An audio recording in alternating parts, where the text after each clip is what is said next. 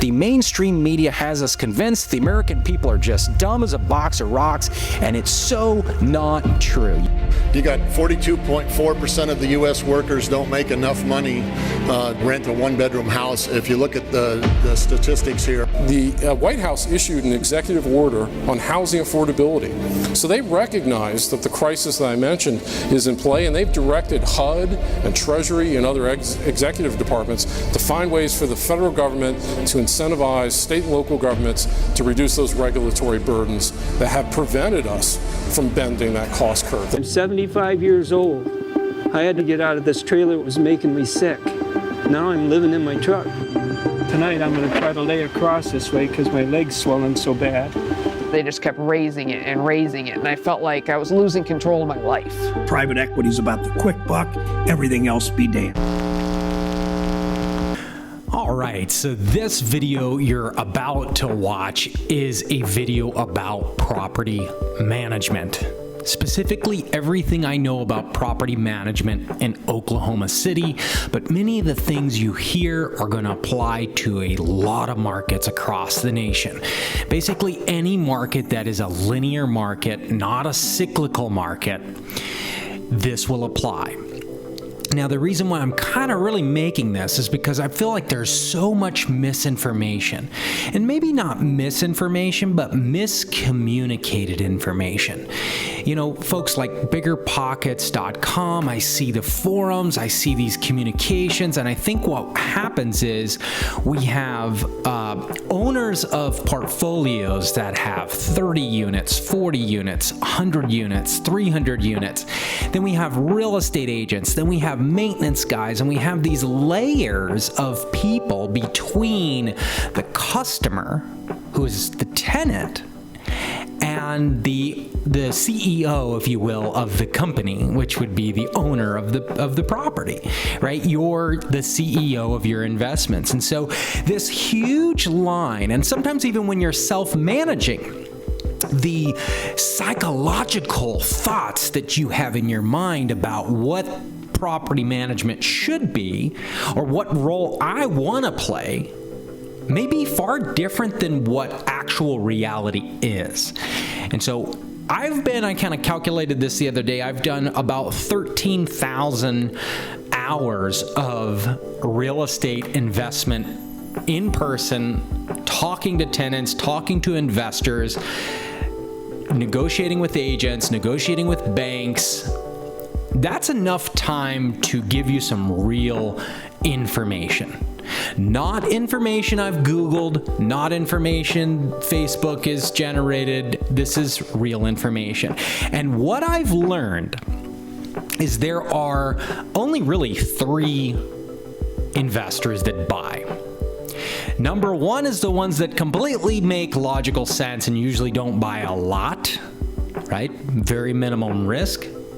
Number 2 is like the extreme other case where they're just so excited to buy, they will pay whatever price and they will believe every single lie that's out there, and oh well. And then the middle is that kind of in between the two, trying to be logical, also realizing that might have to sacrifice to purchase, okay? But if you're in any of those 3 categories, you own properties already, you probably have been bumping up against the expenses the last 12 months. And if you haven't bumped up against tight expenses, probably because you're on a 30-year fixed rate residential mortgage, which you can have 10 of those per husband and wife. So if you have a husband that's got income that to support 10 30-year fixed rate mortgages, then you have a wife that can do 10, you can do 20. But those of you that have more than 20, most likely you're on a commercial loan product, which probably is up for a renewal on the interest rate within the next 12 to 18 months, maybe 24 months, maybe 36 months. And you're a little bit nervous about the news articles and the reality of 8 1/4 interest rate. Yeah, sometimes we can get it lower, but the average Joe off the street, about 8%. My team's been running all kinds of properties all day. That's all we do. And we have a trouble making the current market work at 8.25. So we're thinking probably a lot of you and some of our customers are also having this problem. You're probably a little bit nervous about maybe your properties will get, refinanced at the new rate, right? What are we going to do now? How do we continue pushing the market forward? Well, we got to expose the lies first. You need to know where you're at. So if you and I were doing a portfolio analysis right now, and by the way, that's free on my website. You can do that at any time. I recommend that, even if you don't manage with us, because good advice helps tenants, which helps the people I'm in the grocery store with every day, right? It helps the world be a better place. So let's do that for sure. Common property management issues that get neglected, right? So the easiest way to make a P&L statement if you're going to sell your property is to either increase the value of the property by raising the price of your goods and services, which would be the rent, or lowering the cost that it takes to make said goods and services. So you either can raise the rent or you can cut expenses. And a lot of property managers have this gift of maintenance is low, expenses were low, and maybe that's true. Most times that's not. We call that deferred maintenance. The metrics should be around 3 to 6% of the monthly rent should equate to proper management of the property. The lower percentage being either newer construction, and the higher percentage being that middle tier property that's, 1980s, 1990s, starting to go bad, and got a tenant that's paying attention. And the lower amount sometimes is just Section 8 type of stuff that they're not very picky. We've designed the property from the beginning that's bulletproof. Like I like to tell some of you guys, let's build it bulletproof, right? So there's not a lot of maintenance issues. Maybe a $70 drain cleaning, which by the way, we do that. $70, our guys run out. I bought the drain cleaner machine because I got tired of waiting on other companies. So we now have our own drain cleaning machine, which is totally illegal. We didn't have to get any license for that. Now, false rents. Here's the second one. Now I've got 1, 2, 3, 4, 5, and I promise we'll get off this episode at a good time. False rents. You say, false rents, what do you mean by false rents? Well, false rents is the property gets rented out to someone that is willing to pay above the value that property really should have been rented at. And we see this all the time in multifamily apartment complexes. You put in some kind of Joe Blow guy right off the Facebook news feed that's the manager of a syndication, and he moves in a bunch of tenants that have a credit score of negative 500, right? I don't know what my credit score is. Great, come on in.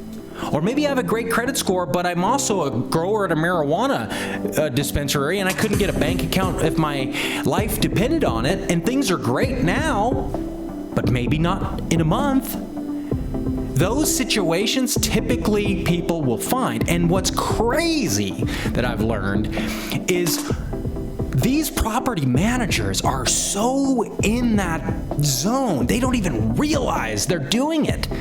They have become connoisseurs of finding people that won't complain about property maintenance, that won't complain about laws being broken and humanitarian rights being violated. And for a while, that seemed to make sense. It seemed to be the right path. This tenant will pay above market rent and will never complain and doesn't even want us coming through the door because God knows what they're doing in your house, right? But here's the catch. You're the owner, you have the insurance policy, and if you read through that policy, there's a lot of things your tenants are doing that is not covered underneath that policy. And last time I checked, a lot of the tenants don't have the proper rental insurance policy. And who's at fault there? Well, check out your management report, because your management contract says it's all on you, Big Daddy. So all this behavior to generate a rent that looks great, rented good, low expenses, everything's good, is a massive amount of risk coming on your shoulders. And now the government's trying to sweep up the little extra little curricular stuff, trying to efficiency, oil the engine. Yeah, including insurance companies. So make sure you're paying attention to that concept. And we'll talk later, not on this episode, but we can talk one-on-one about how we get out of that puzzle piece without taking a loss. Bad advice when buying, don't need to really talk about this one too much. If you have bad advice, we see this a lot with picking an agent that you like, or sounds good, or feels good, or looks good. Probably not the number 1 or 2 things on the list of what agent you pick. And anybody that's spending all day commenting online and creating this persona online about how much they know about real estate probably isn't spending time listening to customers, looking at the 2-year-old child that's laying next to a meth pipe in the Class C and D properties that they've sold half their portfolio owners. Okay? They're not in it. They are salesmen above, and all their information is being filtered through the service industry, which the service industry has their own belief structure and their own things that they're implying on top of it. So it's not real information. Real information probably most likely comes from people that really aren't on big vendor sites and that kind of stuff. And they're hard to find, right? So bad advice when buying, the more you know, the more aware you are, the more you shove your ego down the toilet and take a real approach at where America is, what the customers care about, get to know what a tenant cares about. And if you can't come here in person, just shop on Zillow for rent. Spend some time acting as if you were going to rent for $11.50. You'll learn a ton just spending a night walking through the feet of a buyer in our market. Really, that's a great exercise. Bad inspections, that's the other one. Bad inspections, that could be you send out an inspector, all this stuff's messed up and da-da-da-da. And just to finish that statement off, we have a very strict code enforcement here. In fact, it's so strict that no one obeys it. That's the irony of our market. There's other markets that are similar to this. They don't allow you as a homeowner to fix anything that's a trained amenity in a home. HVAC, plumbing, electrical. No one can fix your own air conditioner. In fact, if you touch your own air conditioner, not only will the city come after you if they ever find out, the insurance won't even insure your home if it burns down and you touched your own air conditioner, right? And they're going to start looking for that more as the penny pinching goes on that we talked about at the beginning of this rant about freedom, okay? So what I'm getting to is you can't do anything. So because they were so strict, now everyone does everything and doesn't call about anything, right? There's 9 code enforcement officers for 1,200 square miles of service area. It's insane, the jurisdiction that these poor guys have to cover, and which means the only thing they're doing is responding to licensed contractors who had a customer that requested a permit to be pulled and have populated in their work order for the day, and that's all they're doing, right? So bad inspections can mean two things. Can mean nothing's up to code, but everything's fine, or nothing's up to code and everything's not fine because you're going to get hit with a $20,000 HVAC bill in about 18 months. So that's the type of stuff that we're trying to strategize against, those big expenses and that kind of thing, okay? Other than that, just the crap people are telling you about sales. I've done a tremendous amount of market research this last 2 weeks, and we're doing the Google ads and they're clicking and I talk to other vendors and buddies I've got running other businesses, and God, I've run 27 W-2s in my life. I've been through, I walk into places sometimes. I was a musician growing up, and I'm like, man, forgot I worked here when I was a kid. And so what I'm saying all that to say, I've been exposed to so many different tactics and styles and methods of sales, and it's insane how easily you can be swindled by words. The wording on some of these management sites or real estate sites is insane. It's like black magic, man. It's crazy. But when you look at it, you see that the only way you can fall for those tricks is by judging them by what they're saying, but not what they're doing. So how do you figure out what they've done right? Well, typically look at the bad reviews and look at how they were handled, how the responses to those bad reviews, and the level of the bad review. What scenarios happen there? How detailed are they? What's happening here? And how did that management respond to that? You can also look at some of the marketing that they're doing already. If the marketing is designed in a way to enslave a human being, and I don't say that lightly, the wording on some of these leases and advertisement is strategically placed to prepare their neck for your boot to be placed on it with heavy pressure so they can never get off the ground ever again. Which means that when the maintenance guy gets there and he doesn't care about your property either, both of them hate the fact that they're renting there anyways, and now the property, they don't care. They're going to lose their deposit anyways. Why would they care about taking care of the home?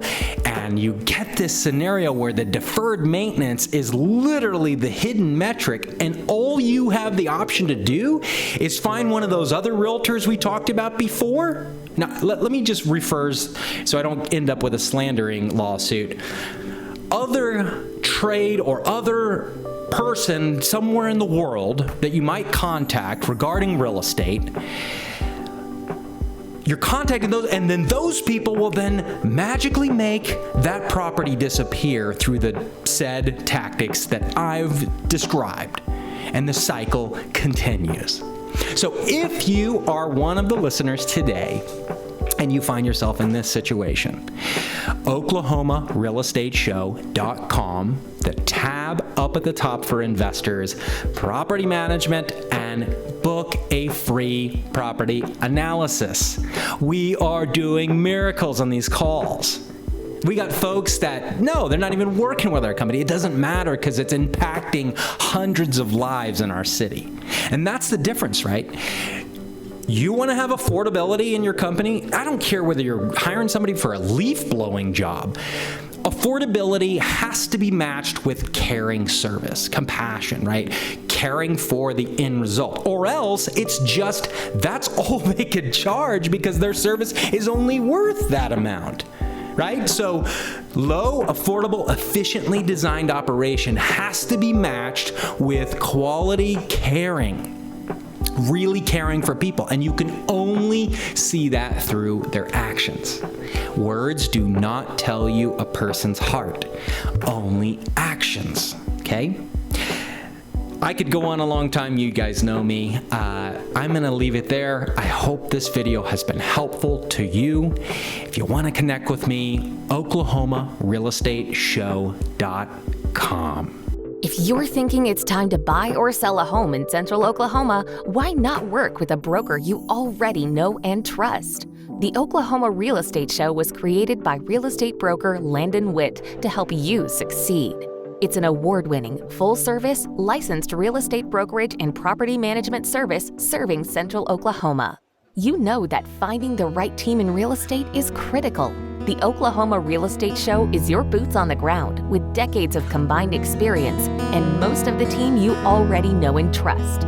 What are you waiting for? Get started now at OklahomaRealEstateShow.com. That's OklahomaRealEstateShow.com. Strands in your eyes that color them wonderful, stop me, steal my breath. And emeralds from mountains, throats towards the sky, never revealing their depth. And tell me that we belong together, dress it up with the trappings of love. I'll be captivated, hang from your lips, stare up on the gallows of heartache that hang from above.